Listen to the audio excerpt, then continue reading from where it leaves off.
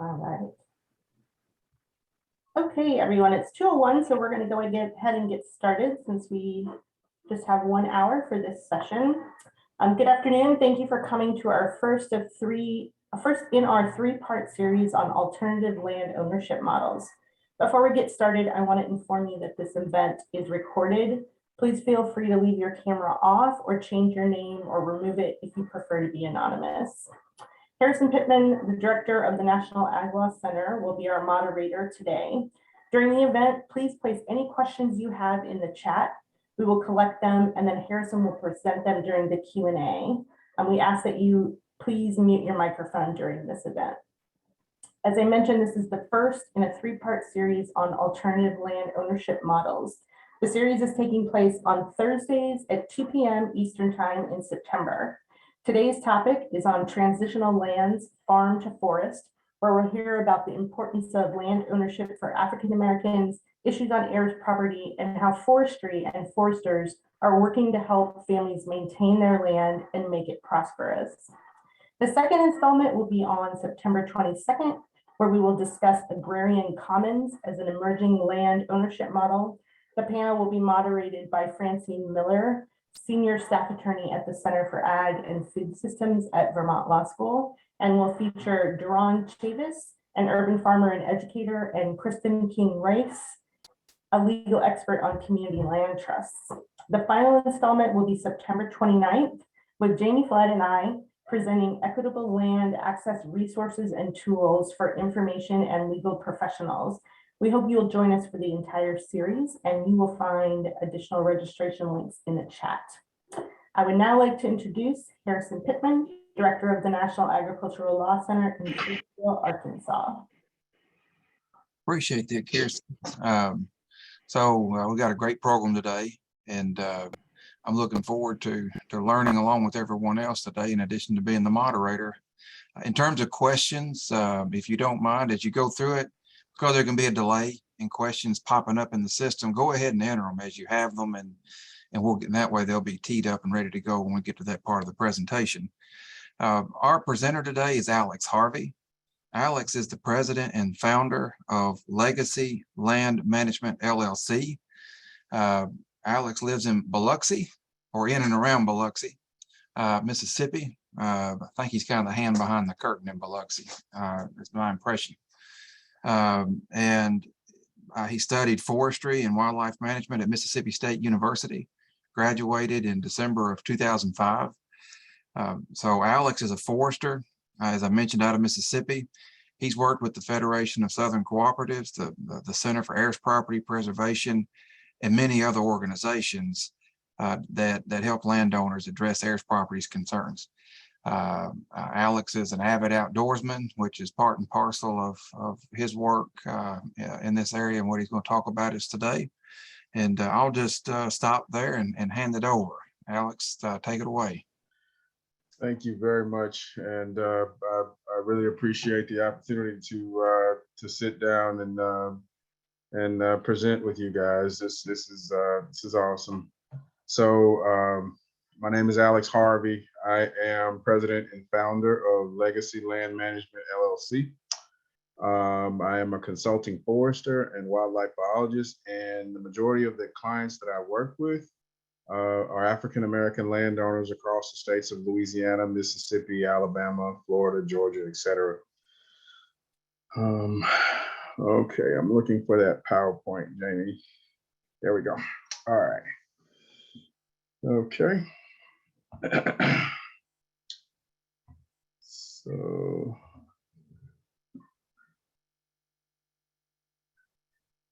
all right, here goes some biographical. I'm sorry. I was telling Jamie you're in presenter mode. Can you switch it? Sorry, I'm having a bunch of technical difficulties. Second. In the meantime, we can see the screen. Okay, is that the right screen now? Okay. Okay. So here's a little bit of biographical information on me. I am a graduate of Mississippi State University's College of Forest Resources, where I double majored in forestry and wildlife management. I'm a professionally registered forester. in the states of Mississippi and Alabama, an alum of the Society of American Foresters National Leadership Academy, a member of the Mississippi Forestry Association. I am a graduate of Leadership Mississippi, which is a statewide program held by the Mississippi Economic Council to introduce business owners and leaders from across the state to economic goings on in the state of Mississippi. And I'm also a technical service provider with the U.S. Department of Agriculture. I write forestry management plans for clients, which I'll talk more about later. Go ahead, Jamie. Okay. So this issue, this persistent issue, which is sort of really defined, I would say in many ways my entire life, but also my coming of age in many ways, heirs property. So what is heirs property? When property doesn't have a clear title in terms of who owns it, that is generally considered heirs property. So it's common where people don't have or have not had access to the legal system due to economic constraints or historical issues with discrimination. It is very prevalent in communities that are considered the Southern Black Belt for African American communities, white Americans in the rural Appalachian region, Hispanic Americans in Texas and throughout the Southwest, and Native Americans in areas where reservations are located.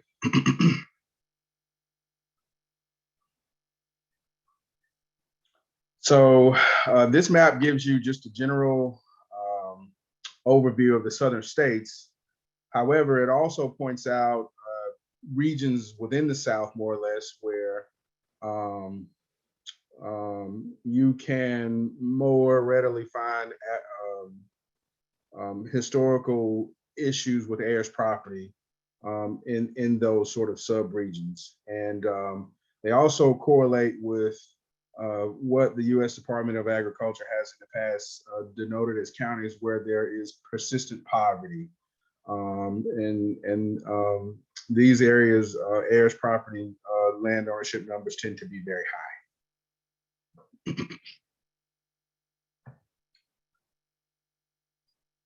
Next. Okay. Sort of a historical overview of heirs property. Historical land use within many of the families of people that I work with were rooted in small scale family agriculture for the most part. A lot of the landowners wanted to, in many ways, leave these properties for better professional education opportunities and to migrate to urban areas because there were more opportunities for economic growth and forward mobility in that regard. A lot of the families now, we notice, return to the land after retirement to sort of care for the family land. And this is very common within a lot of the clients that I work with. As a matter of fact, these tend to be the decision makers within these families whom I most readily work with in terms of what decisions will be made and how we go about implementing that. So heirs property, of course, is common, along with other ownership issues within the African American community, certainly. And another enormous issue is property boundaries that sort of always accompanies heirs property ownership in terms of where property boundaries, property corners are located. And that leads to a lot of conversations with land surveyors and connecting landowners with land surveyors and sort of helping to be the bridge between helping to resolve a lot of this. And we'll get deeper into why this is important to forestry as the conversation goes on. Oh, and historically, these lands were often underutilized, and few landowners profited from their land. That still tends to be a persistent issue within heirs property families to this day.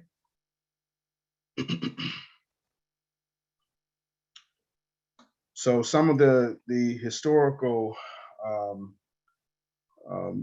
issues with heirs property are the reality that there's been a precipitous decline in farming within Black families throughout the 20th century. And that overall decline has seen a decline in small scale agriculture, which is also very important within these communities and within these families. Issues with historical discrimination and access to programs of all types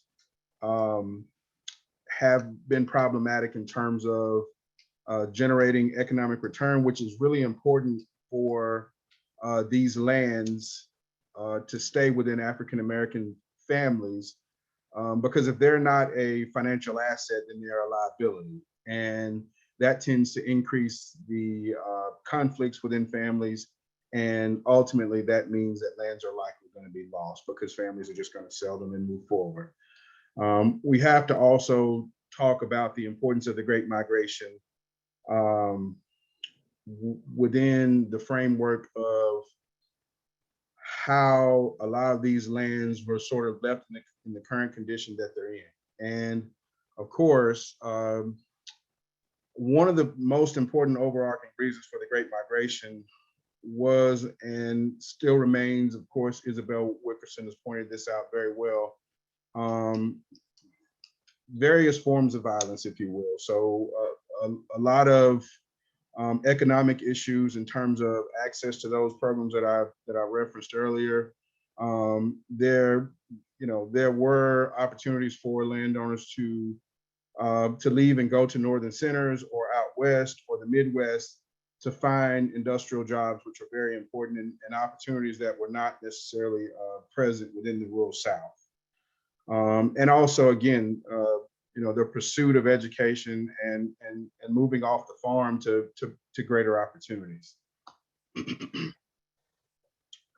So forestry has a history, of course, within African-American families. African-Americans have historically made up a vast part of the workforce within the forestry business until about the mid-'80s, when forestry became more mechanized, and a lot of these smaller loggers and smaller business enterprises simply could not compete with the sort of financial growth that the industry would ultimately escort in. And so there's an important historical connection that we found that once we begin to talk to families, these things sort of make themselves very apparent.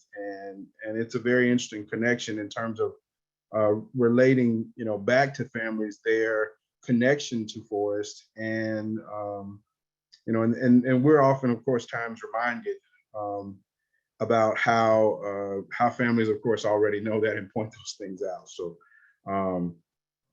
of course, there's been a longstanding absence in terms of forestry education within these families. I'll talk a little bit more about how we got to that point and what we're doing to sort of undo that. And of course, there's a tremendous disconnect in terms of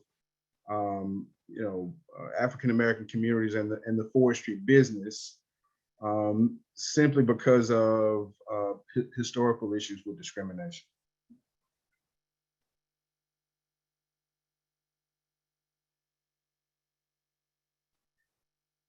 Okay.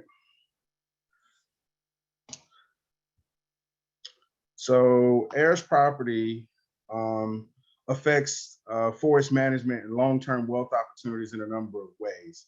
One, it's very hard to achieve family consensus. And if with heirs property, everyone has to agree. If there's not 100% consensus, then legally no decisions can be made. So therefore, if families have land holdings already within their control, then a lot of times what you'll find is financial transactions that could help that family move along in terms of wealth creating opportunities literally don't happen. And again, this sort of goes back to the point that without that consensus, very few decisions are oftentimes made. One of the reasons that really sort of led me into developing legacy land management and really wanting to explore the consulting space are around the financial constraints that landowners tend to face. And the biggest of those, in my opinion, is the selling of timber. Now, this has tremendously important historical context, because what you find is a lot of room for landowners being more or less preyed upon by unscrupulous timber buyers who tend to only pay landowners penny on the dollar. Again, that goes back to that lack of education, because landowners tend to not understand how this system works and where the benefit is for them in terms of hiring a consulting forester. More often than not, what we find is African-American families tend to, not only do they not know a consulting forester, but they don't even know what a consulting forester does.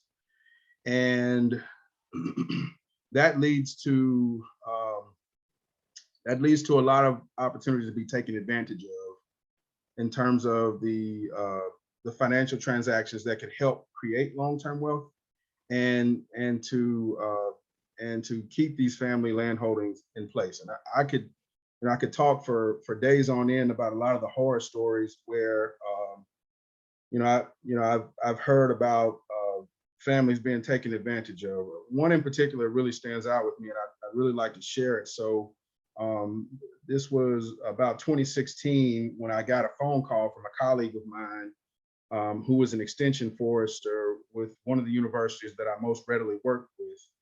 And he wanted to relate a story where an elderly African-American woman whose husband had passed away 3 months prior was at home one Sunday afternoon after church, and someone knocked on the door. And when they knocked on the door, she literally opened the door to this person having a check in hand for $80,000, saying, I want to buy your timber. Okay. And a number of things are sort of going on here. One, this lady had in mind that she had seen a flyer come to the house in the mail from the extension service for that particular university. And she also, of course, was grieving. And so she told this person, I just want to think about it and let me get back to you. So it turns out that flyer that she had received in the mail was actually a flyer for a timber valuation workshop. She showed up to this particular workshop, and she spoke with this extension professional about her land and needing some advice. And that particular extension professional encouraged her to hire a consulting forester. Well, in hiring that consulting forester, they went out and did an appraisal on her timber. And it turns out that her timber was actually worth $480,000. And so these are, as you can imagine, these are the things that tend to happen within these communities without lack of access to education and information. And these are things that leave an enduring mark within these communities, and families, they simply don't forget about them. I've heard horror stories on days on end. Just this week, I was working with a new client of mine who her family has been leasing their farm for, she said, about 40 years. And they decided to, well, what happened, her father passed away. She decided that she no longer wanted to lease it and that she wanted to evaluate everything with the family farm. So she contacted me and she said, I really need your help. It turns out that where her farmland is located is actually in one of the most popular places to hunt in the entire state of Mississippi. And the hunting lease values are very, very high. Well, she was actually being paid about $4 an acre, unfortunately, which is enormously low. When we sat down and we sort of went through the process of asking for bids on her family land through various networks that I work with, you know, the smallest bid that we got was 8 times that. And you know, she of course was absolutely floored in terms of you know, the person who had been leasing this land from her, sort of knowing full well that they had been taking advantage of this particular family. And so, you know, this again, unfortunately, is the reality. That's enough stories. I'll continue. Go ahead, Jamie.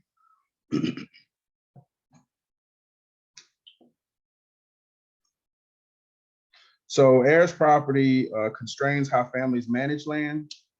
Families tend to only pay taxes, which makes these properties more of a liability than an asset. Heirs property tends to be at the root of the conflicts that oftentimes pop up amongst family members. Properties are vastly limited in their ability to generate economic return and limited in their potential to act as investments because, excuse me, because they're co-owned. I'm sorry. The selling of timber is in most instances actually illegal and oftentimes impossible because there's no consensus. You know, I could go again on and on about this timber selling part of this whole thing because again, what happens more often than not is speculators more or less know where valuable timber is located. And they also know that landowners tend to not understand what it's worth or how to access the information that empowers these communities and families via who can help them in terms of a consulting forester, et cetera. And that's exactly why I decided to develop legacy land management.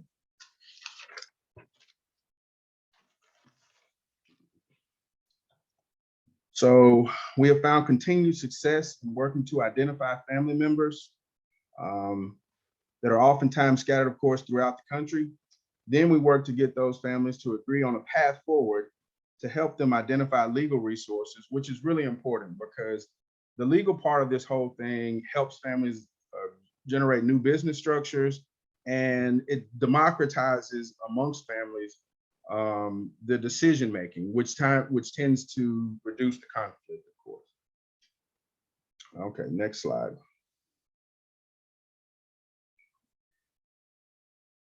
So USDA conservation programs provide a critical lifeline to opportunities to begin to address heirs property issues because they incentivize action and movement within the families and encourage conservation activities. Here, I'll begin to discuss a couple of options about how we begin to do all that. So go ahead, Jamie.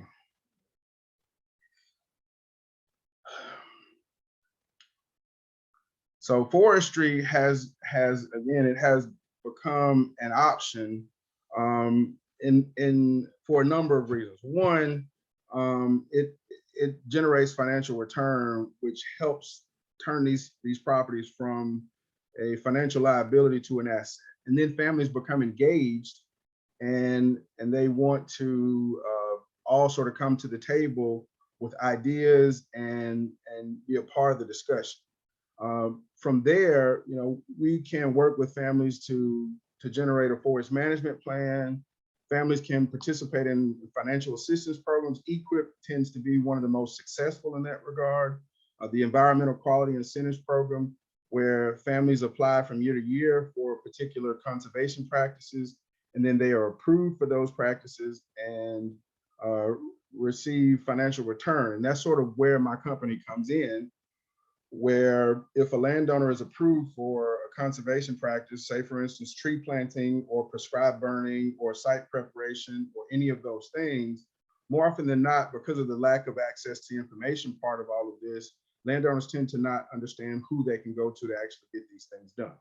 And so that's where legacy land management comes in. Another really important part of this, as I referenced earlier, which is the estimation of standing timber values. I can't underscore that one enough, where families tend to not have access to the resources to inform them on what their timber values are worth. And historically, that just represents a lot of problems, because a lot of wealth is lost. And it's not that families don't understand that they are oftentimes being taken advantage of. They simply don't understand where to turn and who to talk to and who they can trust in this business. And so it's really imperative that we sort of build that bridge with a historical system that's been in place for 100 years. And that's, the consulting forester part of this, the free market actually helping landowners to meet their objectives. I can go on about that. So, so landowners can plant. I'm sorry, go ahead. All right.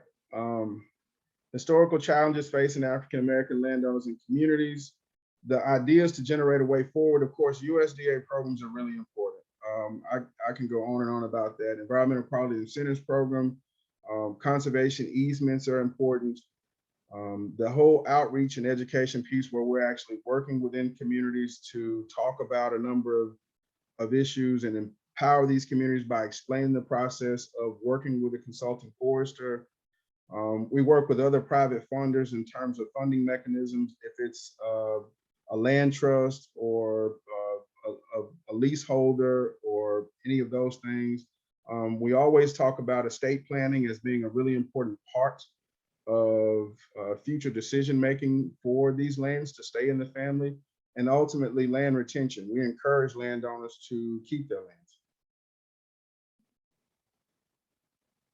Okay, so forestry by the numbers. This is why this gets so important when we're trying to work within communities that have less. We can look at forestry being such a tremendous part of the economy within our country. The United States forest products industry accounts for approximately 4% of the nation's total manufacturing GDP. The southern United States accounts for over half of timber production in the United States. The region boasts more than 245 million forested acres, 86% of which are privately owned. A lot of those are private forest holdings that are heirs property lands. That is across 13 states, each with its own unique mix of wood products, manufacturing innovations, and investment opportunities. Go ahead. Okay. Forestry and the forest products industry contributes more than $251 billion to the southern United States. The U.S. Southern forests provide more than 18% of the world's pulpwood for paper and paper-related products, and 7% of its industrial roundwood. Forestry and the forest products account for more than 2.7% of the U.S. South's regional economic output. Forest-related activity generate more than 1.1 million jobs and more than $53 billion in income.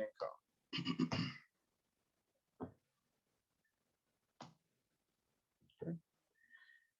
The outdoor recreation industry is responsible for 4.3 million jobs nationally and $689 billion annually in consumer spending. So the way that this whole thing sort of comes together is back in 2014, I went to work for a nonprofit called the Federation of Southern Cooperatives Land Assistance Fund. The Federation of Southern Cooperatives was one of the pilot sites for the Sustainable Forestry and African American Land Retention Program. I was one of the foresters to help develop this, and what we did was create a model for how to identify the barriers to involvement in USDA conservation programs, and then to remove those barriers and empower landowners to actually take part in those programs. So the U.S. Endowment for Forestry and Communities, which was the primary funder that spearheaded this initially, in collaboration with the U.S. Natural Resource Conservation Service and the U.S. Forest Service for all the initial funding partners here at the beginning rather. In 2012, there were pilot sites in North Carolina, South Carolina, and Alabama. In 2016, new projects were added in Georgia, Arkansas, and Mississippi. The goals were to help families retain land ownership and build assets through forest management and to promote sustainable forest management and forest health.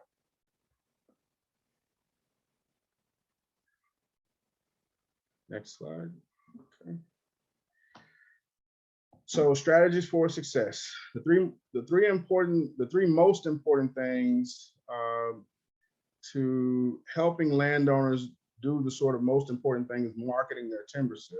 One is working with landowners to hire a consulting forester, and not the landowners not making those decisions on their own. Having that timber appraised is the utmost. It actually empowers landowners because once they understand the values of their timberlands, more often than not, it's worth more than they actually think. They're better informed of the decisions that they tend to make. And I also tell landowners, of course, be patient with that process. It takes time.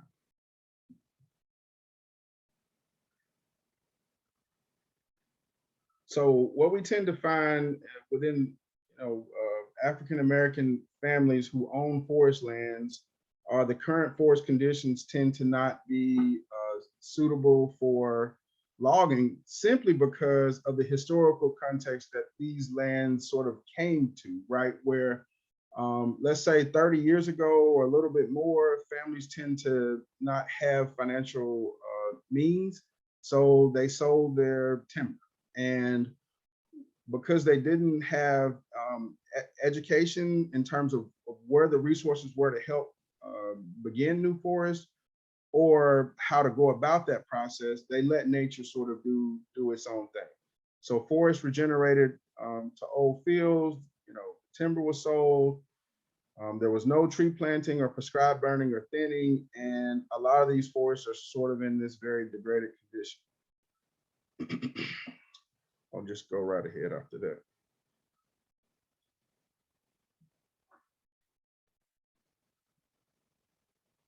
So a lot of these families, of course, retain land, and they still have these lands in their possession.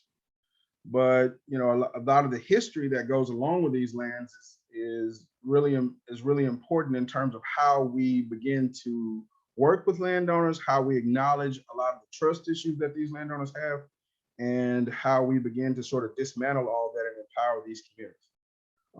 African-American owned land represented a shared resource and home place, and that's still very persistent. I mean, that's sort of the overarching idea that families tend to have, and it actually leads to this heirs property issue where you have generations of relatives who all feel that they can sort of come back to this particular place. But if it's limited in terms of its acreage and opportunities, then that's where a lot of the conflicts tend to arise, right?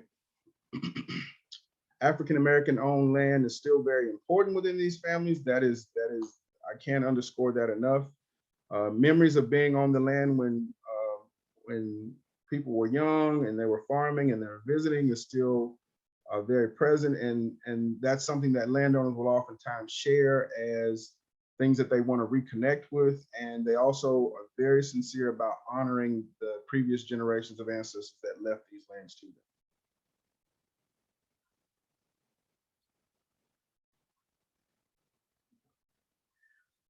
Okay.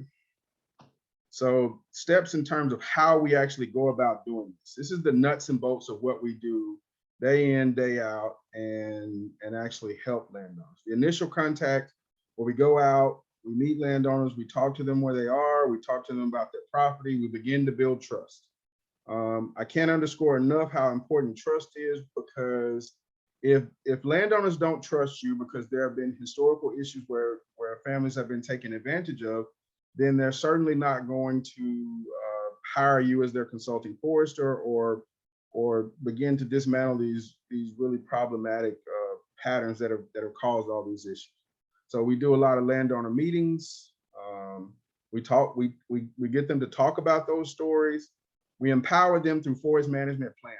That is the beginning of what the future looks like when we start to put together a plan and talk about those things. And a lot of times, of course, we can get those plans sort of funded at no cost to landowners via the USDA conservation program, which is really important. So we of course we talk about the diverse management decisions that large family groups tend to have, and that sort of is always incorporated into the family management planning.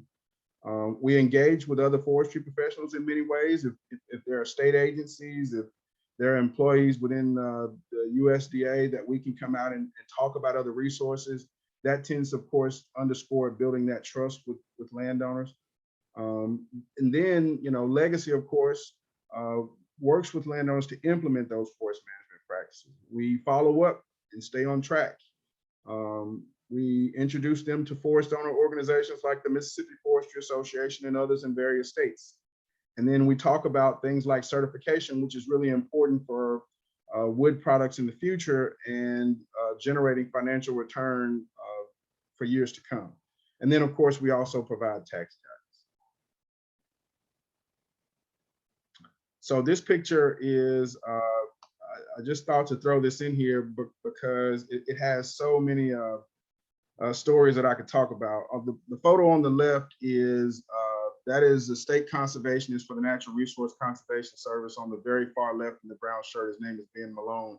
In the middle is Cornelius Blanding, who is executive director of the Federation of Southern Cooperatives. And to the right is a landowner. That family and that particular property is located in Gee's Bend, Alabama, which is one of the most beautiful historical places within the American South in terms of African-American history and culture. Many of us know about the quilting, the quilts that come out of Gee's Bend and all of that. The photo on the right is an heirs property landowner that I worked with. That's her and her sister.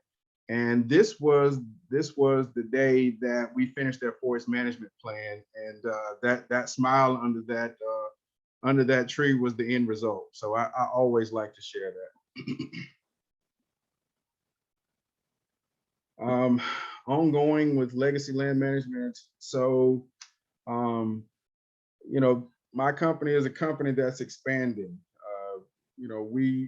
I am very passionate with working with other partners to reach farther into these communities because I'm only one person and I can't do it all. But continuing the education part of this whole thing and also the implementation part of it, where we're helping landowners begin the process of creating opportunities for their families for generations to come.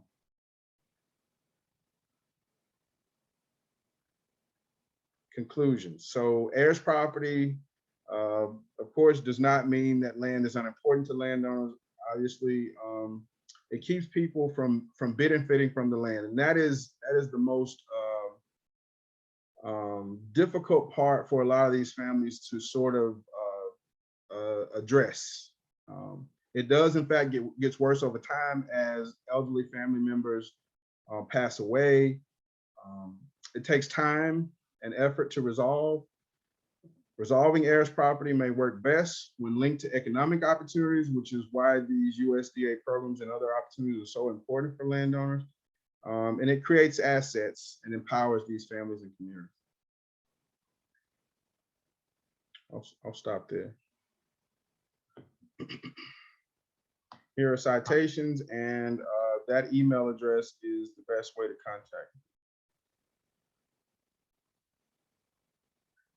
All right. I had to make sure I was unmuted. The screen, I couldn't see my own box there. All right, well, that was a great presentation.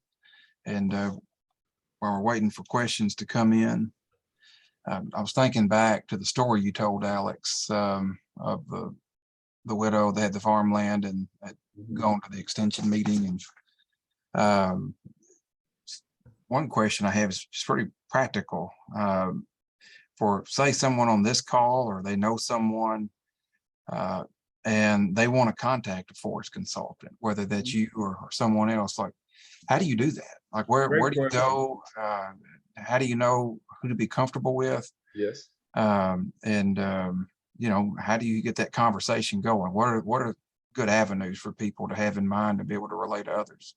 So I would say the best way to find a reliable, credible consulting forester where you are would probably be to start with the American Association of Consulting Foresters. There's an organization. You know, that is an organization that has very high standards in regards to people who are sort of vetted, and ethics comes into play when they are exploring candidates to be a part of that organization. I would start there, and then I would say another way to do that is to if, for instance, landowners are visiting the Natural Resource Conservation Service or other offices, I would say if you have the opportunity to wait for other landowners that come in there and ask them perhaps who they work with, you'll find that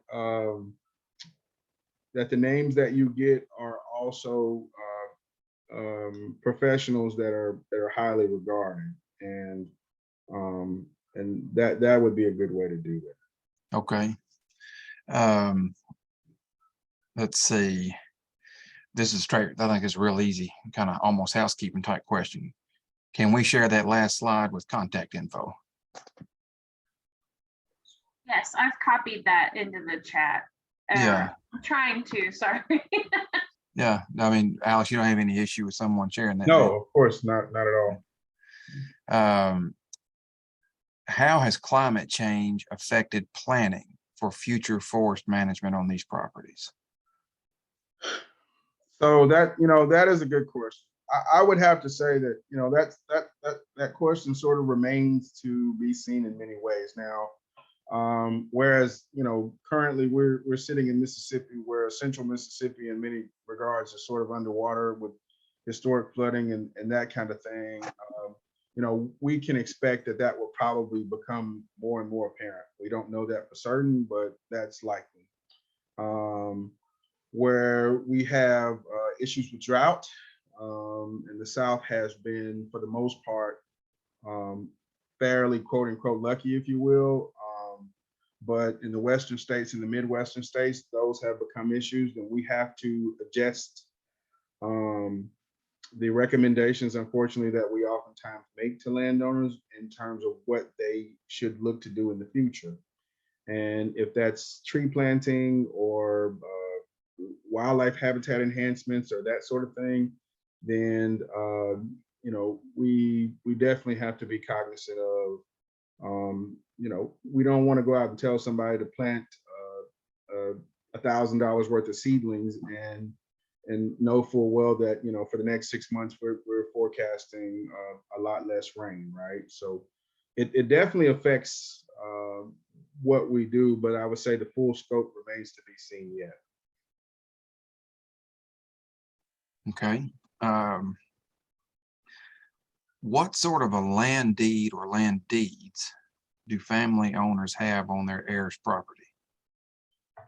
Great question. So more often than not, what you'll find is landowners actually tend to not have anything. And when landowners do have deeds, those deeds will probably list grandparents or great grandparents. They'll be generations removed from the actual purchaser/purchasers of the property. That tends to be the most persistent thing, where landowners can say to you, I grew up on this property. Not only did I grow up here, my parents grew up here, and my grandparents purchased this property, right? So it's oftentimes not very clear if they have a deed at all, or if so, they're 2 or so generations removed from the being the purchasers. Okay. So here's a question that kind of dovetails with that. Do you get involved in attempting to resolve title issues among multiple property forest landowners? No, I don't. I mean, I am not a legal professional. I'm just a forester. I sort of help landowners find legal professionals in the communities where they are. And you know, I suggest to them who might be the best person to help. But that's about as far as I go. In that You know, realm. and something I learned as recent as this week that might be helpful. And this would be particularly helpful to anyone on the call that's in Louisiana. But one of our partners, so National Agricultural Law Center partners, is the Southern University Law Center, which is one of 6 historically Black college universities, law schools in the United States. But they have, I learned just yesterday, part of their program, they are doing a lot of heirs property work, actually doing the transactional work. For anybody that's interested in knowing more or connecting there, shoot me an email. I'll put my email in the box in a moment. But they have a training coming up soon that they're going to do for others who want to work with people in helping resolve title. So I just mentioned that it's something that might be helpful. I would also add, I mean, there are a number of nonprofits that are continuing to do the work of the Sustainable Forestry and Land Retention Program. The Center for Heirs Property Preservation in Charleston, South Carolina, Limited Resource Landowner Assistance Network in Alabama, the Federation of Southern Cooperatives throughout the South, and Winston County Self-Help in Mississippi, University of Arkansas Pine Bluff in Arkansas, and there are others. Roanoke Electric Cooperative in North Carolina. Okay. How would a family go about regenerating or repairing their forest lands? I would say the first thing is reach out to a consultant forester to have some advice. Now, they're going to ask you very clearly, what are your objectives? What is it that you want to accomplish? And if you say, well, we want to start a new forest, which what it sounds like the question implies, then you can get advice in that regard. The reason why that's important, because let's say you have to begin the process of doing that, and then you get into this, what we call site preparation, which is the most costly endeavor in forestry. You want to get sound advice in terms of how to accomplish that objective in a way that doesn't break the bank, right? Because it can get very costly. And if you hire someone to do tree planting, you probably want to have a consultant in between you and sort of that contractor, because you want that extra added layer of oversight in terms of a voice that you can sort of trust and be your advocate in that process, because a lot of things can go wrong. Okay. What do you consider to be the most helpful USDA programs for heirs property forested landowners that anyone should be aware of? That's kind of a tough question. So I am very fond of the Environmental Quality Incentives Program. Now, there are others, Conservation Stewardship Program, and some others, but the Environmental Quality Incentives Program is you apply from year to year. It is an annual thing. You're sort of paid when you're approved funds, you're paid for those particular funds. I've seen landowners become more and more engaged around that, simply because they can actually see things taking place, and they feel, of course, sort of a reward for the sort of hard work of going through the process of applying for USDA programs. So I would say what we call equitable. Okay. You know, I'll quickly add to that.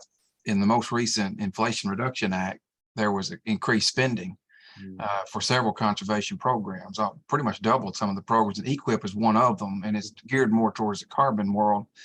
But there's an injection of cash into exactly what you're referring to. Right. Okay. I'm scrolling down quite a few questions here that come in. I want to go back to the story you told in terms of education. You know, that individual received a flyer. I think it was extension service related. Where can people get education workshops, trainings, Right. and where should they look? What should they look for? So depending on the state where you are, you want to find those agricultural land grant institutions where you're located, and you want to reach out to their extension system in terms of whatever particular needs you may have. If it's cattle, if it's beekeeping, which is actually very popular, if it's forestry, those extensions have a tremendous amount of resources and information at their disposal to help empower clients, landowners. And I would say a great place to start is there. Okay. How can groups like the National Ag Library or the National Agricultural Law Center, entities like that, further the work you do and the type of work you do?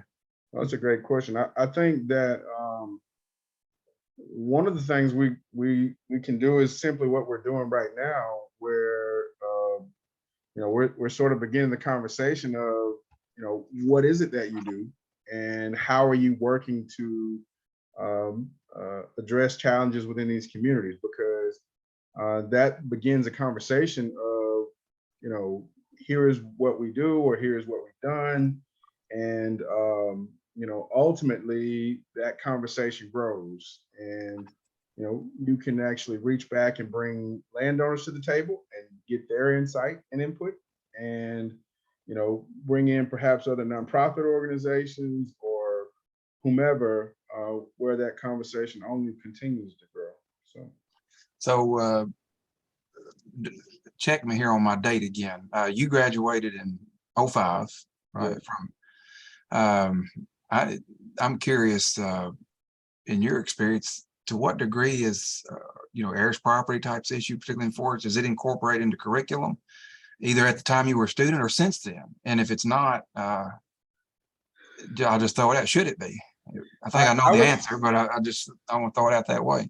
Great question. So I would say it definitely should be. No, it was not. It was not a part of the curriculum.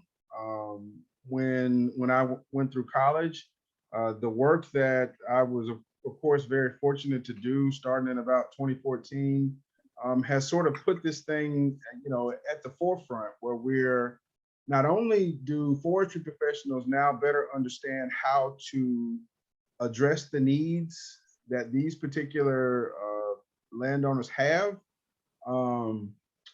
Now the conversation is actually being had amongst state and federal agencies and other partners in terms of where they can also be valuable.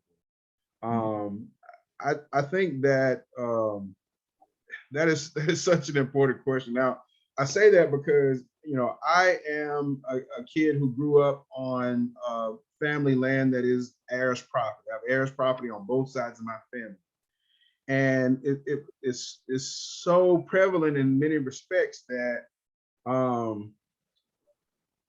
you can just about talk to a lot of folks who are from rural communities throughout the South who know somebody whose family has property in this particular situation. Now, for me, of course, it becomes really personal, because this is actually sort of, this is the reason why I got into starting a company, to sort of address and dismantle some of these really problematic issues. But, I would say that there are, unfortunately, historical reasons why we tend to not have these conversations, because the reality is that we can't necessarily talk about some of these things without talking about things that are very uncomfortable, and that, of course, is race, right? Okay. I'd asked a question about curriculum. Now I'm going to ask it kind of a outgrowth of curriculum. In the legal profession, we have continuing legal education credits we're required to obtain in order to maintain our license. In the forestry world, I assume there's similar. Yes, continuing education credits. Yes. And might that be a good avenue to have more educational awareness in these areas? That's a great idea. Yes, I think there is. Okay. We have another question that's come in here. The question is, have intentional communities become a stakeholder of any sort in forest management planning on heirs property projects? Yes. Yes, in communities where there are community land holdings that are not necessarily within heirs property, but these are owned by nonprofit organizations or community corporations by and large, there's now become a lot more engagement from these organizations in terms of how they, again, can lend their resources and interests to further the conversation about creating healthy forests. All right. Well, I think we're coming towards the runway here, so we'll start landing the airplane. This was a great presentation, and we really appreciate your expertise and your time to answer the questions and to provide the presentation that you gave. Kirsten or Jamie, I'll turn it over to both of you because I don't know what direction to go from here. I'll take it. Let y'all figure it out. Thanks, Harrison, and thank you, Alex. This was really interesting, and I learned a lot today during this session. I want to thank all the attendees who spent the hour with us and for the great questions. There were a lot that were really good that came up. Thank you so much. And I think Jamie put in links to our next 2 events in this 3-part series. So just a reminder, on September 22nd at 2 o'clock, we're going to discuss agrarian commons. And then on September 29th, Jamie and I are going to discuss and show some resources and tools for information and legal professionals that want to do some research on these issues. So I hope we see you again in our next 2 events, and thank you everyone for attending.